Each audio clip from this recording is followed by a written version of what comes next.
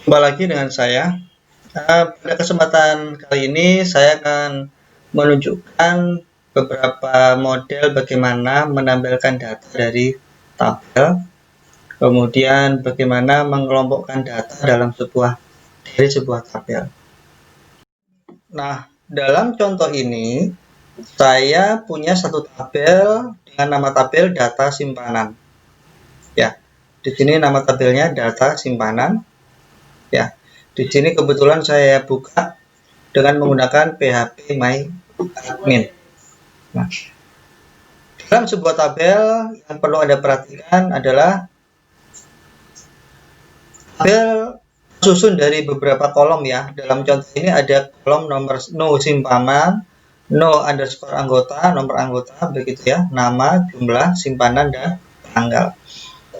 Setiap kolom atau ada yang menyebut sebagai field atau ada yang menyebut sebagai atribut ya, memiliki tipe data yang harus kita sesuaikan dengan data yang akan disimpan dalam tabel tersebut.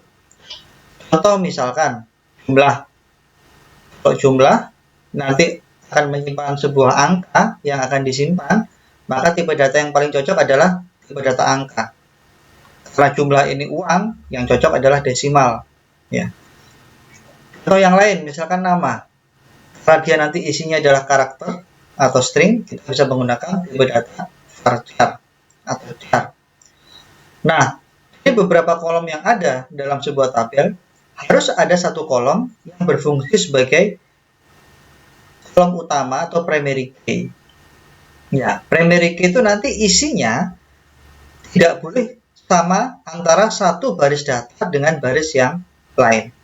Ya, jadi contohnya di sini yang saya gunakan sebagai primary key adalah nomor simpanan. Karena nanti semua data yang ada dalam tabel ini itu tidak boleh memiliki isi nomor simpanan yang sama. Ya, kita lihat di datanya. Saya klik browse. Nah, di sini nomor simpanannya pasti berbeda. Ini yang disebut sebagai kolom primary key. Ya, harus berbeda. Ya. Nah, jadi jangan lupa ketika kita membuat sebuah tabel, pastikan harus ada satu kolom minimal ya, boleh lebih dari satu gabungan, harus ada satu kolom yang berfungsi sebagai primary key. Nah, untuk memudahkan saya dalam pengelolaan data, ya di sini primary key saya gunakan tipe datanya adalah integer, angka, begitu ya, big integer, dan saya set dia punya fungsi increment. Ya, jadi proses ketika kita menambahkan data ini nomor simpanan tidak perlu dimasukkan datanya, namun secara otomatis datanya akan bertambah secara otomatis satu persatu. Ya, itu beberapa hal yang perlu kita perhatikan dalam membuat tabel. Nah, untuk bisa menyajikan isi dari sebuah tabel, kita harus menguasai perintah dasar SQL. Ya, nanti mungkin saya beri link ya untuk perintah SQL ya, karena ada di video yang lain. Oke, untuk kasus yang ini saya akan membuat contoh ya perintah SQL. Oke, di sini saya akan membuat beberapa. Saya siapkan saja 1, 2, 3, 4. Oke. Nah, perintah SQL itu susunannya seperti ini ya. Select apa yang mau, ini perintah select ya untuk menampilkan data. Kemudian bintang ini kita mengacu pada kolom mana yang akan ditampilkan. Kalau ditulis bintang, maka semua kolom akan ditampilkan. Kalau kita memilih kolom tertentu seperti ini, tadi kolomnya ada nomor simpanan, nomor anggota, nama, maka nanti kolom tertentu yang kita pilih yang akan tampil. From mengacu ke ikuti dengan nama tabelnya. Jadi kalau kita select bintang from nama simpanan, berarti akan menampilkan record atau data dari tabel simpanan yang ditampilkan untuk semua kolom. Ya. Kalau kita jalankan perintah SQL-nya, di sini ada go di sini. Ada yang salah ya ini karena hilang ketiknya, ini saya buang saja. Saya klik go, loading. Nah, ini tampilnya seperti ini. Semua kolom, nomor simpanan, nomor anggota, nama, jumlah, dan seterusnya. Ya, saya back lagi. Tidak bisa ya. Oke, kemudian contoh di sini, misalkan kita ingin menampilkan kolom tertentu, misalkan kita memilih kolom tertentu, misalkan nama dan jumlah. Nah, kita pisahkan dengan menggunakan koma ya. Nah, di sini ada tanda petik, tapi petik miring ya. Ini sebenarnya boleh dihilangkan ya. Misalkan contoh seperti ini, kita klik go ya, maka yang tampil hanya kolom nama dan jumlah. Karena kita memilihnya tadi hanya kolom nama dan jumlah. Oke, lanjut. Kemudian kita bisa melakukan pengurutan data yang tampil ya. Misalkan select bintang from data simpanan, kita bisa tambahin pakai order by. Kalau kita mau mengurutkan data berdasarkan, saya mengurut berdasarkan nama misalkan, maka nanti data yang tampil akan urut berdasarkan kolom nama. Kalau kita coba hasilnya, nah ini dia urut berdasarkan nama. Jika kita tidak menggunakan order by tadi, maka tampilannya akan urut berdasarkan urutan data yang masuk ke dalam tabel tersebut. Ya. Selanjutnya, misalkan kita ingin menampilkan data dan mengelompokkan berdasarkan satu kolom tertentu. Misalkan, saya ingin kelompokkan berdasarkan nama. Kita bisa pakai perintah group by. Ya. Nah, kalau kita mengelompokkan sesuatu, maka kolom yang lain bisa atau harus dilakukan proses agregasi atau penggabungan data. Penggabungan data itu bisa dijumlah, bisa dirata-rata, bisa dicari nilai tertinggi, max, bisa dicari nilai terendah, bisa dihitung berapa datanya. Ya, pokoknya yang agregasi. Contoh ini, saya mau mengelompokkan data berdasarkan nama, ya.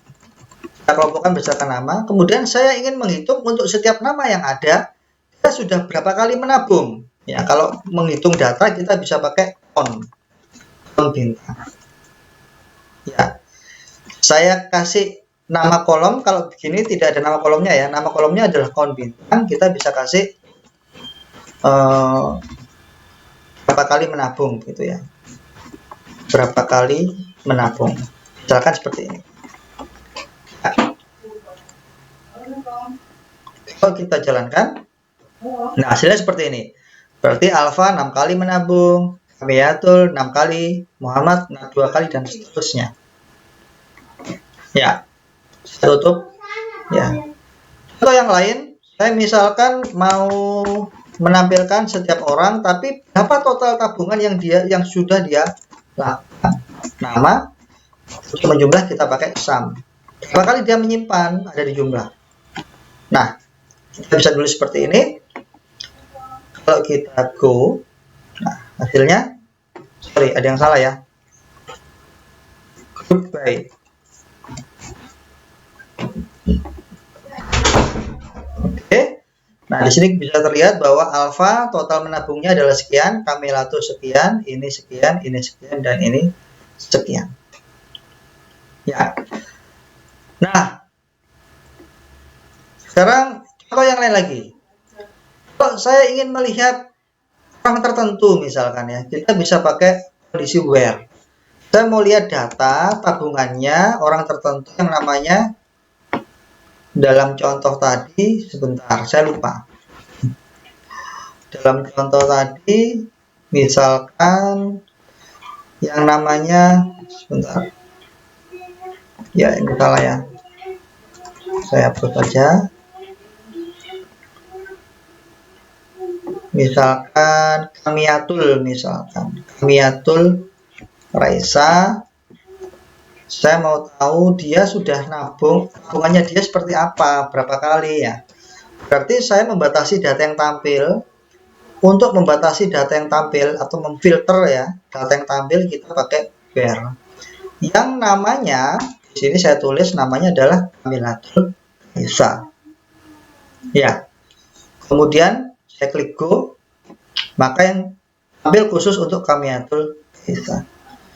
Kalau kita kemudian ingin mengurutkan berdasarkan tanggalnya ini, ya kita tinggal tambahin order by tanggal. Ya, gitu. Jadi misalkan kalau kita mau tambahin order by, di sini tinggal saya copy ya, ditambahin order by tanggal. Di sini saya go, ya, maka dia otomatis akan urut berdasarkan tanggal. Ya, oke. Itu beberapa contoh perintah SQL dasar, nanti bisa dihafalkan dan semakin sering berlatih akan semakin paham begitu ya. Nanti kalau ada yang kurang jelas bisa langsung tanya ke saya atau kalau ada kasus tertentu. Nah, berikutnya saya akan memberi contoh menampilkan data di PHP ya. Ini contoh list sederhana ya. Menampilkan data tadi isinya kan nomor anggota, nama, jumlah, simpanan, dan tanggal. Ini ditampilkan pakai PHP. Bagaimana programnya? Kita lihat di sini ya. Biasa ya. Yang ini nggak usah dilihat dulu ya. Koneksi ke database. Yang ini nggak usah dilihat dulu ya. Ini nggak usah dilihat dulu. Perintahnya adalah select. Saya menampilkan data dari tabel data simpanan, kolomnya nomor simpanan, nomor anggota, nama, jumlah, simpanan, dan tanggal ya. Kolomnya ada 1, 2, 3, 4, 5, 6 ya.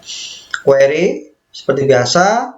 Kemudian jika resultnya tidak false dan ada hasilnya, jumlahnya begitu ya, kita buat apa ini? Tabel head. Kita membuat headernya dari sebuah tabel. Di dalam T-head kita isi nama kolomnya, nomor anggota, nama, jumlah, simpanan, dan tanggal. Nah, di sini di dalam tanggal sendiri saya kasih style ya. Stylenya apa ini?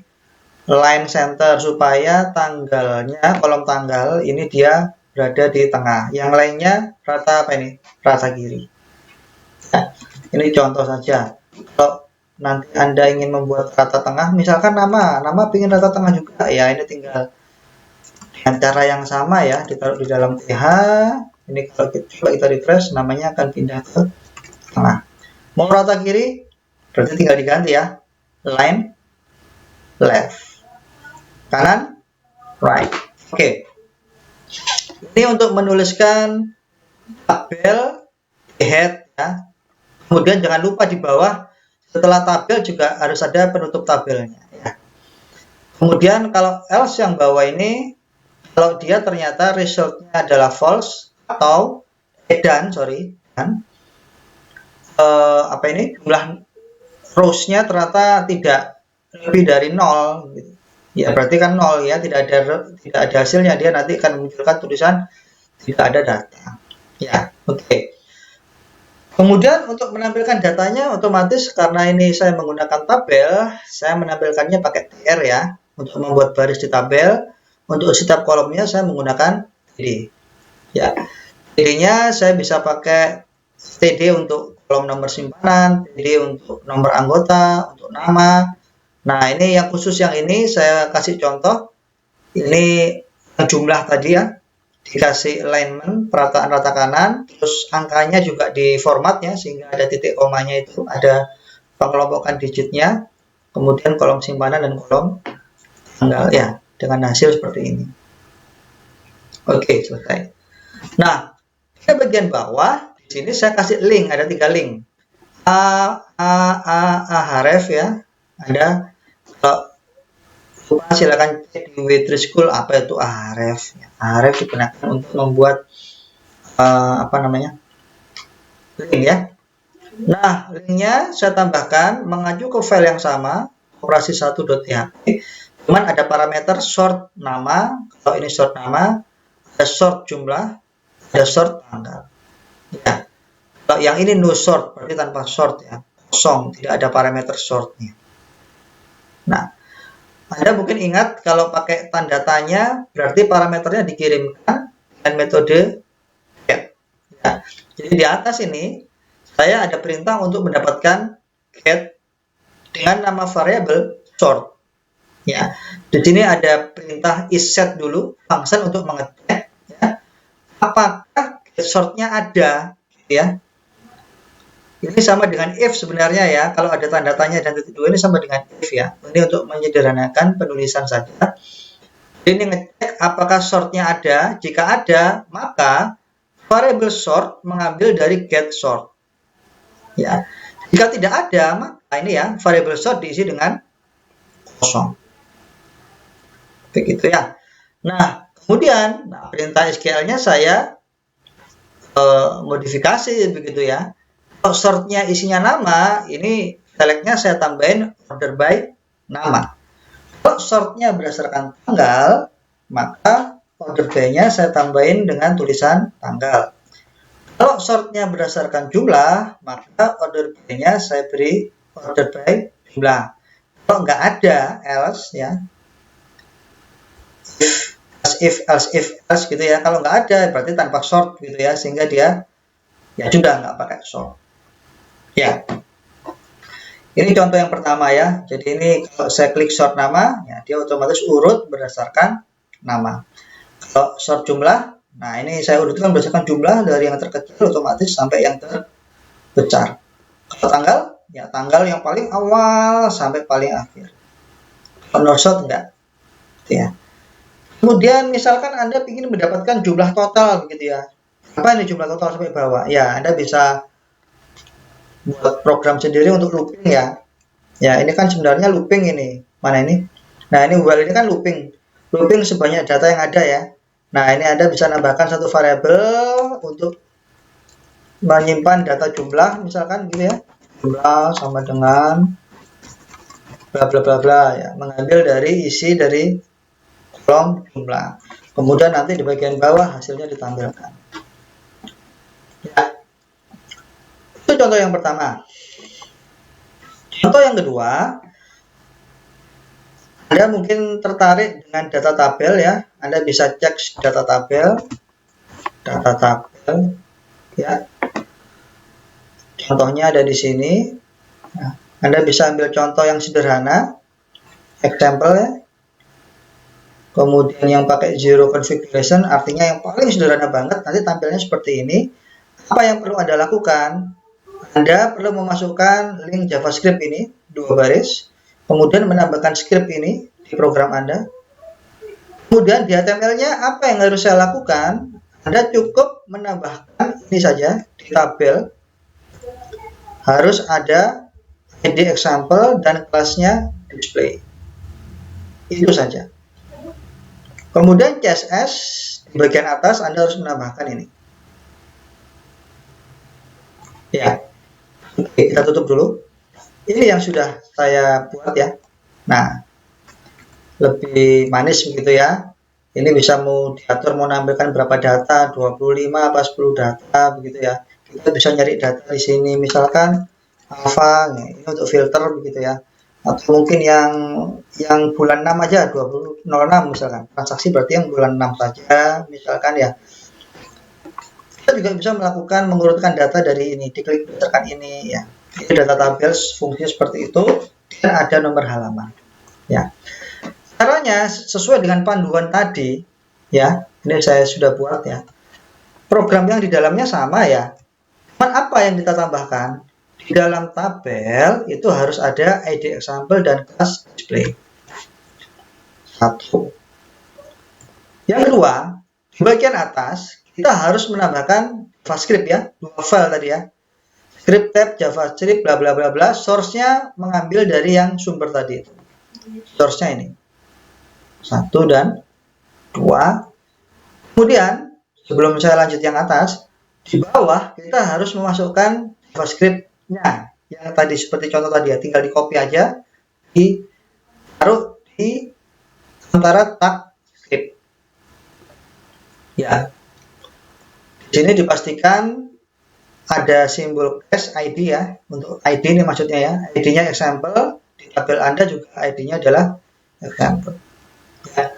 Kemudian selanjutnya Anda harus menambahkan juga CSS-nya. CSS-nya tadi nanti akan memanggil kelas display tadi. Supaya tampil seperti data tabel tadi. Saya cukup memasukkan link rel style sheet. Tab-nya adalah ini. Link-nya adalah tadi mengopi tadi yang ada di dalam websitenya tabel. Ya, Anda perhatikan ya, di sini 3 file ini mengambilnya online ya. Ya, karena mengambilnya online, maka ketika mencoba ini juga harus online sehingga tampilannya bisa seperti ini. Ya, kalau dia online ya nggak ketemu file CSS-nya dan JavaScript-nya, dia nggak bisa tampil seperti ini ya. Kalau mau tidak online harus di-download dulu, dikopikan ke file lokal Anda, kemudian nanti baru dipanggil ya. Oke, lanjut. Kemudian group by ya, mengelompokkan data. Tadi SQL-nya sudah ya, ini sekarang contohnya. Nah, saya beri contoh yang berbeda bagaimana menampilkan data di web ya dengan menggunakan PHP, tapi kita tidak tahu nama kolomnya apa saja, begitu ya. Nah, oke. Di sini ya, ini include koneksi. Kita nggak lihat yang atas ya, kita lihat yang bawah dulu. Yang bawah select nomor anggota, nama, sum jumlah. Ya, jadi dari tabel data simpanan dikelompokkan berdasarkan nomor anggota dan nama. Ya. Nah, jalankan query-nya, on query SQL. Jika resultnya sama dengan tidak false ya atau true, dan result numerusnya lebih besar dari 0, ada datanya, begitu ya. Kita buat tabel, dengan tabel, jangan lupa. Kemudian sama kayak tadi ya, untuk membaca hasil resultnya ditaruh ke dalam variable row ya. Nah, sampai di sini variable row itu sebenarnya kan mengembalikan nilai dua, sebenarnya ada dua nilai yang dikembalikan. Dia itu array, isinya row itu ya, isinya adalah nama kolom dan isinya, value-nya ya, nama kolom dan value-nya. Kalau dalam contoh yang tadi, nah row ini kita kan langsung meminta menampilkan value-nya gitu ya. Value-nya untuk indeks, yang nama indeksnya adalah nomor simpanan, kemudian yang di sini nomor anggota, yang di sini nama, yang di sini jumlah, yang di sini simpanan, dan yang di sini angka. Begitu ya. Nah, indeks ini sebenarnya adalah kalau kita pecah ya, itu I-nya. Sementara isi dari nomor simpanan nggak tahu berapa isinya gitu ya, itu adalah value-nya. Nah, contoh yang ketiga ini saya memecah kolom, saya memecah variable row yang array tadi menjadi dua bagian, yaitu A dan value. Ya, A tadi nama kolomnya, value adalah isinya. Ya, jadi kenapa saya buat ini? Karena kita nggak tahu. Ini kan pakai query macam-macam ya. Nama kolomnya bisa berubah-ubah, begitu ya. Nama kolomnya tidak pasti, makanya saya buat program seperti ini. Kalau nama kolomnya sudah pasti seperti ini tadi, kolomnya kan sudah pasti ya. Ini kan cuma yang berbeda-beda order by-nya. Nah, kalau di sini kan nama kolomnya bisa berubah-ubah. Nah, saya pakai yang seperti ini supaya fleksibel, supaya tidak membuat program terlalu banyak. Nah, jadi di sini membacanya dari setiap baris record dia baca, kemudian setelah itu dipecah, ya, looping lagi begitu ya. Untuk setiap row itu kan nanti isinya kolom-kolomnya apa dan value-nya apa begitu ya. Di looping lagi untuk setiap kolom-kolomnya, kemudian ditampilkan value-nya. Ya, jadi untuk setiap row tadi yang di sini pecah di looping, satu row itu kan terdiri dari beberapa kolom kan ya. Atau kalau yang query-nya ini berarti kolomnya nomor anggota, nama, dan jumlah. Ya, nah, ini di looping berdasarkan kolom tadi itu. Nah, karena tadi kolomnya mau saya taruh di tabel ya, berarti kan harus diapit dengan id. Ya, sehingga saya menulisnya seperti ini. Selesai. Nah, jadi tadi tampilannya begini. Ya, ini adalah nomor, ini adalah nama, kemudian ini adalah jumlahnya tadi. Nah, dengan pendekatan yang sama tadi ya, saya nambahin link nih. Koperasi 3. Yang link pertama ini kalau digrupkan berdasarkan nama, kalau yang kedua digrupkan berdasarkan tanggal, tapi bukan tanggal ya, bulan tahun maksudnya. Yang ketiga ini tanpa grup ya. Ya, tanpa grup. Dengan grup tapi grupnya nomor dan nama ya. Ya. Parameternya grup, jadi di sini sama kayak tadi, saya mengambil dari get yang nama variabel atau nama parameternya adalah grup, saya letakkan di variabel grup. Ya, kemudian saya ngecek kalau berdasarkan nama. Nah, di sini ya saya grup by nama. Kalau berdasarkan nama dan tanggal grupnya, maka di sini saya grup by, ya, ini saya turunkan biar kelihatan nama dan tanggal. Saya pakai date format ya. Kenapa? Karena saya maunya tanggalnya cuma berdasarkan bulan M dan tahun. Y. Bulan dan tahun. Gitu ya. Jadi ini saya kelompokkan berdasarkan nama, bulan, tahun, kemudian baru jumlahnya berapa. Ya. Jadi ini kalau saya klik ini nama, berarti dia dikelompokkan berdasarkan nama. Kalau ini berdasarkan nama dan bulan begitu ya. Jadi alfa bulan 1 2020 dia nabung sebanyak sekian gitu ya. Begitu contohnya. Kemudian kalau ini yang tadi ya, berdasarkan nomor, nama dan ya, beberapa contoh untuk menampilkan data dan menggunakan tadi ada group by, kemudian ada order by dan where. Dan beberapa contoh untuk menampilkannya di tabel ya, di tabel. Jika ada pertanyaan bisa kontak saya secara langsung.